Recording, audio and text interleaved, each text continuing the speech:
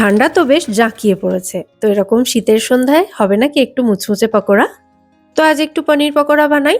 একটা বড় বাটিতে 2 চামচ টক দই, তার সাথে নুন, একটু হলুদ গুঁড়ো, একটু লঙ্কা গুঁড়ো, একটু ভাজা মশলা গুঁড়ো, একটু আমচুর পাউডার, একটু গরম মশলা গুঁড়ো আর একটু আদার রস দিয়ে সমস্ত উপকরণ একসাথে ভালো করে মিশিয়ে নিয়ে পনিরের টুকরো দিয়ে দিচ্ছি 250 গ্রাম। তার সাথে একটা মাঝারি সাইজের ক্যাপসিকাম ছোট টুকরো করে কেটে নিয়েছিলাম, সেটাও দিয়েছি।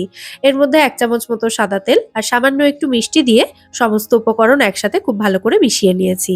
অন্যদিকে একটা বড় বাটিতে একটা বেসনের ব্যাটার তৈরি করব। তার জন্য যতটা বেসন তার অর্ধেক পরিমাণে চালের গুঁড়ো, তার অর্ধেক পরিমাণে কর্নফ্লাওয়ার নিয়ে তার মধ্যে স্বাদ অনুযায়ী নুন, একটু হলুদ গুঁড়ো, লঙ্কা গুঁড়ো, একটু ভাজা মশলা গুঁড়ো আর একটু গরম মশলা গুঁড়ো দিয়ে শুকনো অবস্থায় সমস্ত উপকরণ ভালো করে মিশিয়ে অল্প অল্প করে জল দিয়ে একটা ঘন ব্যাটার তৈরি করে নিতে হবে।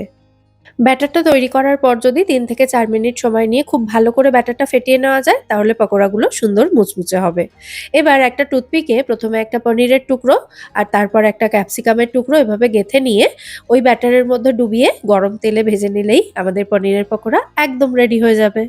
ব্যাটারটা যদি খুব বেশি ফ্যাটাতে না চান, তাহলে এর মধ্যে 1 চিমটে মতো খাবার সোডা অথবা এই যে গরম তেল, সেই গরম তেল 1 চামচ মতো দিয়ে ব্যাটারে ভালো করে মিশিয়ে নিতে পারেন।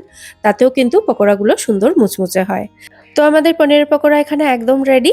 মুচমুচে কতটা হয়েছে সেটা আওয়াজ শুনেই বুঝতে পারবেন আশা করি। রেসিপিটা ভালো লাগলে ভিডিওটাকে প্লিজ একটা লাইক এবং শেয়ার করে দেবেন এবং চ্যানেলটাও সাবস্ক্রাইব করে নিতে পারেন। সবাই খুব ভালো থাকবেন। টাটা।